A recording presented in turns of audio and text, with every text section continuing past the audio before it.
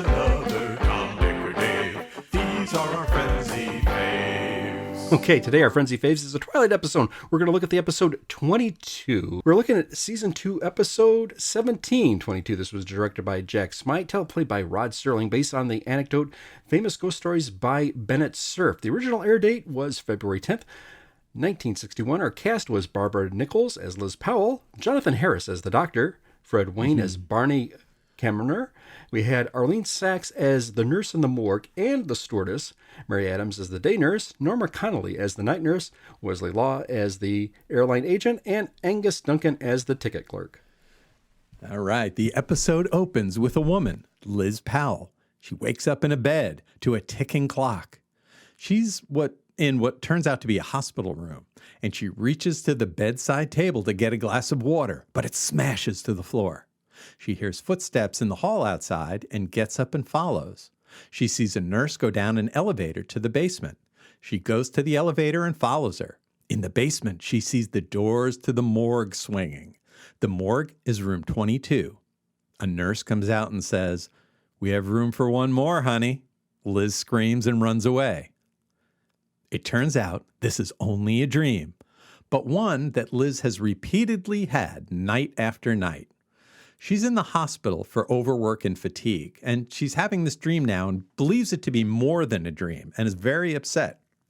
Her agent, who has kind of belatedly visited her in the hospital, doesn't believe her dream, nor does her doctor, with the weird laugh. And it's the same actor that plays Dr. Smith in Lost in Space, Jonathan Harris.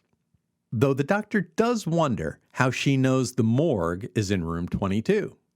Now, she does get the rest she needs, and she's released from the hospital and heads to the airport to get a plane to Miami Beach to do a show. As she checks in, they tell her that the flight is about to take off. "Yeah, go out. It's out there right now. It's Flight 22. Liz is shocked. 22 was the room number of the morgue. And she's even more shocked when she bumps into another passenger who drops a vase that breaks on the floor, just like the glass in her dream. She goes out to the tarmac to get on the plane, and as she approaches the door, she goes up the stairs to the plane.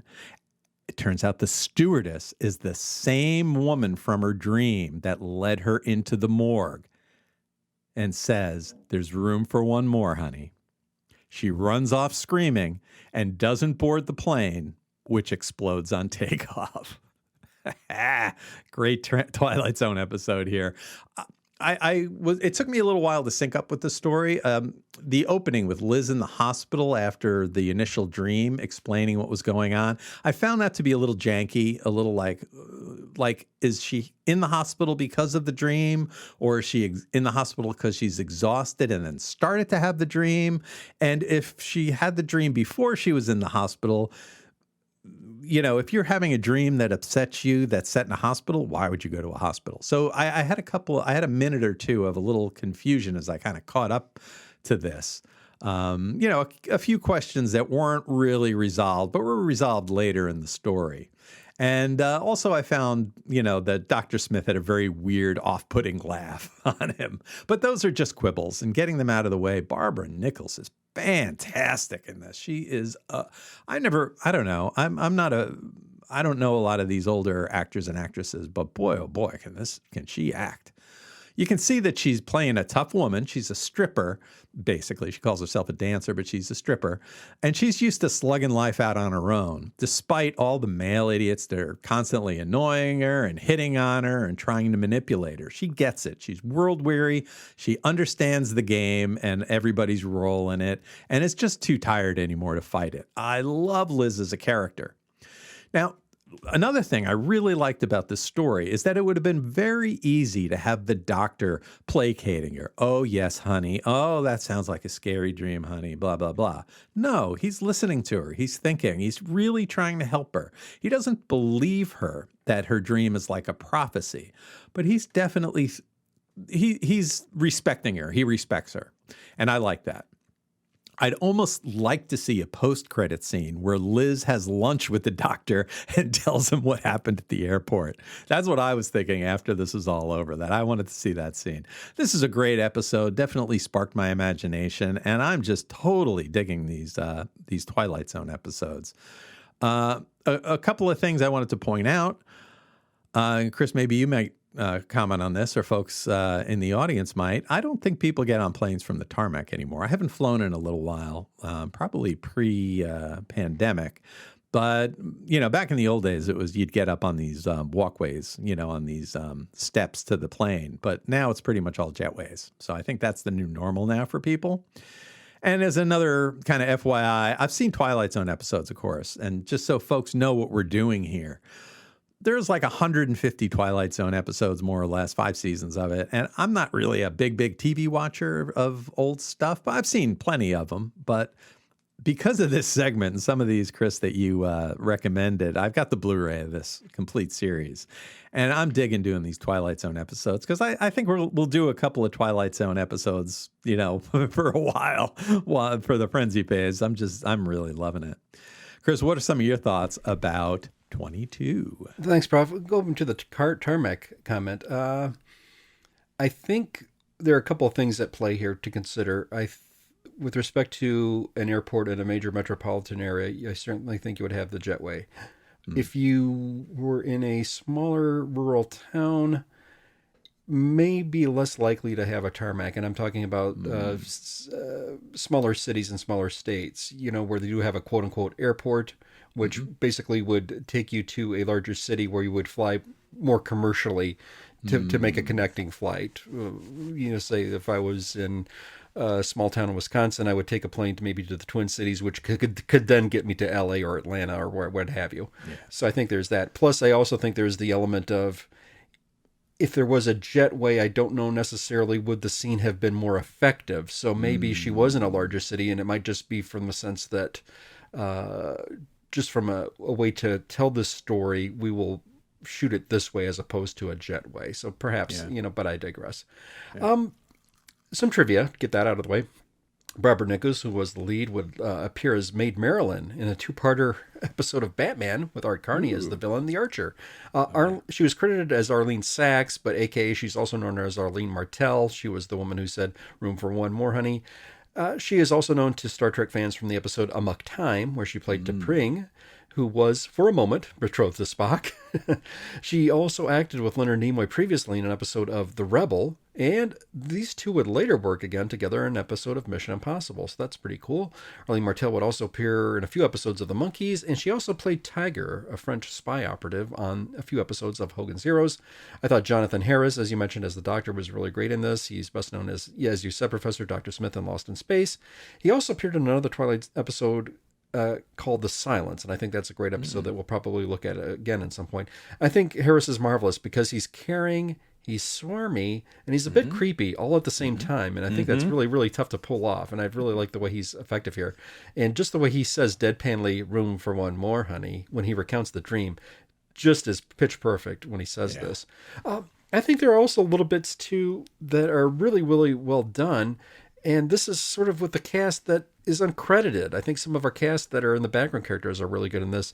The woman who gets her vase broken at the airport lobby, she just kind of looks at the vase, kind of just shrugs it off. And who would do that? You'd think she'd put more of a fuss saying, "Hey, you broke the vase, let's do this." But just kind of dumbfoundedly stands there and just has this one moment where she has to shrug and move away. And I think she just does her little 2 seconds really effectively.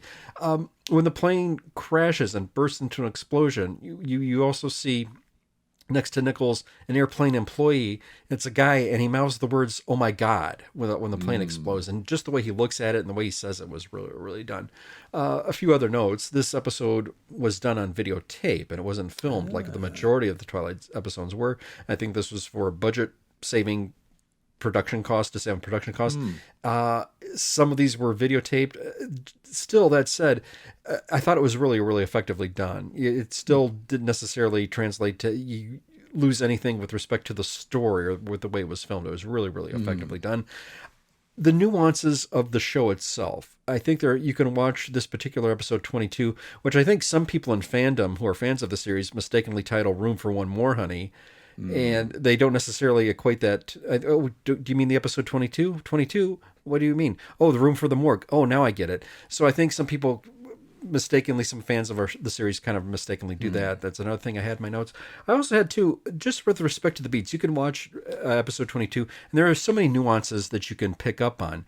The clicking, the glass breaking, all of these things, all of these elements happen at the airport as well, where you necessarily think, a lot of people are just hung up on the room for one more, honey, and being creepily done there. And by the way, Martell is so effective, just the way he says that. And she's got these perfect moon saucer eyes that really look creepy when she delivers the line. And she's got this half smirk on her face, which really looks menacing and off-putting, which is really, really perfect for a nightmare. So that subtle acting, but really hitting it, and just really being effective doing that is a chef's kiss with how this is done with the whole entire cast here. Professor, you mentioned too, with respect to Nicholas' character is a stripper, but they're all the men are carefully correcting. Oh, dancer. They don't necessarily use that line. She's a dancer, but they are very. They want to put in front of that. Nichols' character also talks as if she's world weary. She's been around. She's got this tough exterior. She reminds me a little bit of the way she talks, a little bit like Arlene Sorkin as Harley Quinn, a little bit there. Not quite New York Bronxy, a little bit there, but just enough as to she's a dame. Yeah, exactly. Thank you. And I really, really like that. It's a fantastic episode, and I think there are so many subtle things that you can get and pick up on with repeat viewings, and I think it's a marvelous episode. Yeah. One reason that it might have been done on videotape wasn't there a special effect of the plane blowing up? And yes. I wonder if it was easier to do it on videotape. I certainly would think so, yes.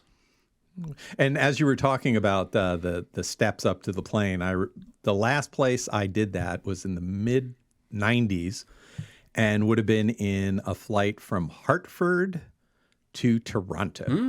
Wow, okay. And I remember getting up to it, and even then, the steps up to the side of the plane was a rare thing. And I remember when it was a business trip, and the whole crew of us that were going up there, we walked out, and they put us on the tarmac, and most of the people's faces dropped when they saw that they had to climb up the stairs to get. No, I'm not going up there.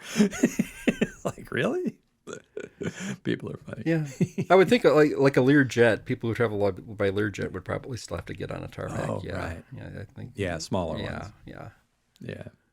Well, that was great. So this episode 22 is one of our Frenzy faves. Not just another Tom, Dick, or Dave. These are our